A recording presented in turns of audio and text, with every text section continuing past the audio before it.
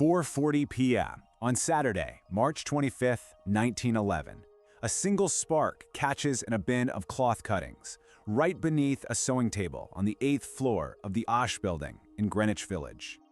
The workday is just about over. Hundreds of young Jewish and Italian immigrant women are finishing up their grueling weekend shifts. They're sitting shoulder to shoulder in tightly packed rows of sewing machines, piecing together fashionable shirtwaists. These blouses have made the owners, Maxblanck and Isaacharris, incredibly wealthy. And for a lot of these young women, they're the main providers for their entire families. So the Triangle Waist Company takes up the top 3 floors of this 10-story building, the 8th, 9th, and 10th. It is this absolute masterpiece of early mass production. But to maximize output, the machines are crammed together, leaving these incredibly narrow aisles. And suspended right above the workers' heads, highly combustible fabric and paper patterns.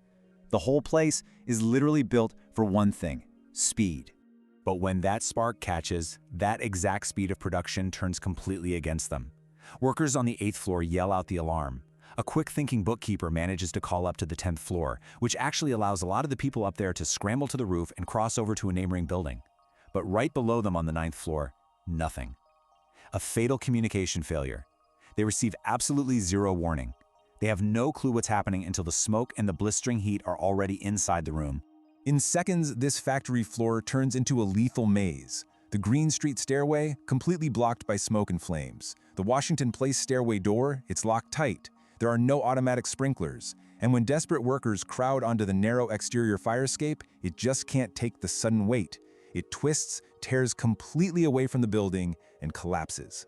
Inside, the desperation is just unimaginable.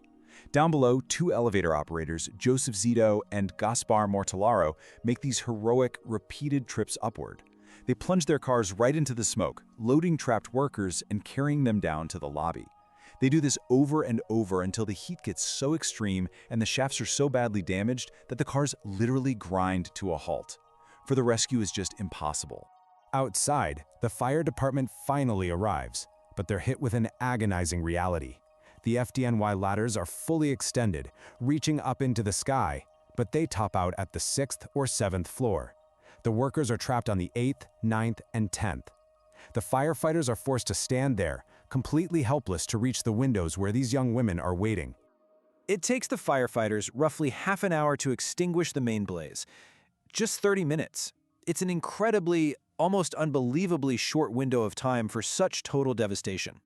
The toll of those 30 minutes is staggering. 146 workers are dead, 123 women and girls, and 23 men.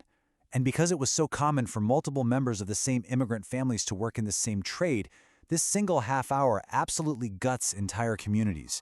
It wipes out entire families in one catastrophic blow. Now, here is something that completely catches you off guard. The 10-story Asch Building itself? It survived the blaze. In fact, it was totally intact.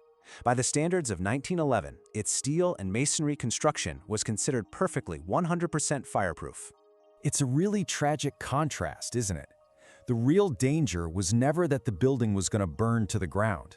The danger was entirely human-made. That locked Washington Place door we mentioned, that was no accident. Management deliberately kept doors locked during shifts to prevent theft and crack down on unauthorized breaks. The walls held up perfectly fine. It was the basic access to safety that failed. And this wasn't even a new concern for these workers. Just 2 years prior, during the massive 1909 uprising of the 20,000, garment workers across the city went on strike. They demanded shorter hours, better pay, and safer conditions. And while a lot of other firms compromised, the owners at Triangle stubbornly dug their heels in. They fought specifically to maintain strict management control over exits and workplace access. The rapid-fire chaos of that Saturday afternoon quickly gives way to just heavy, agonizing grief. On April 5th, a massive crowd gathers in the pouring rain for a public funeral procession. But the sorrow flooding the streets immediately starts morphing into intense, highly organized anger.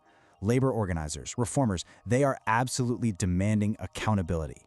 Later that year, the owners, Maxblanck and Isaacharris, actually go on trial for manslaughter.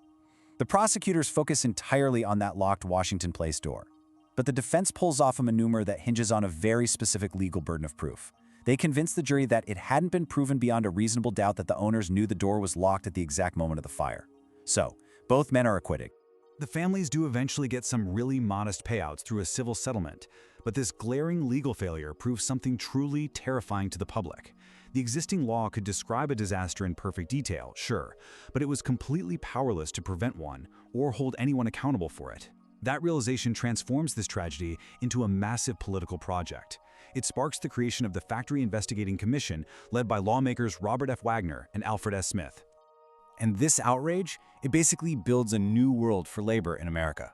Investigators swarm factories across the state, and their work sets off a cascade of new rules.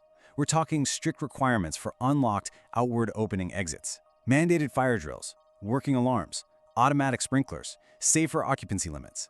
The International Ladies Garment Workers Union gains huge support.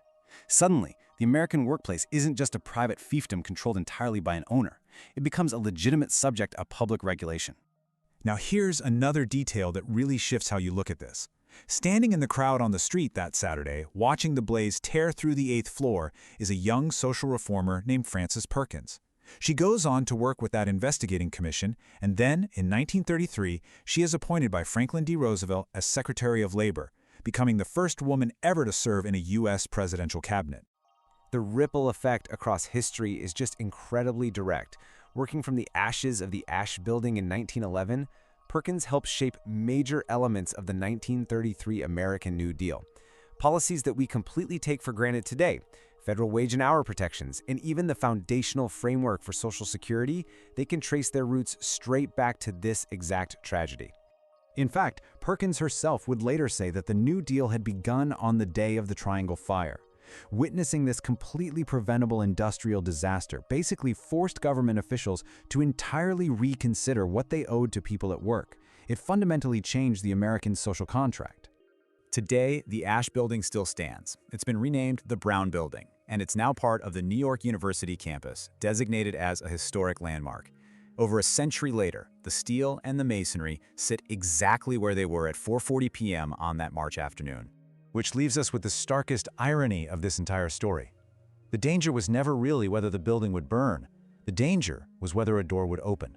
So what does safety truly mean when the walls survive, but 146 people cannot get out?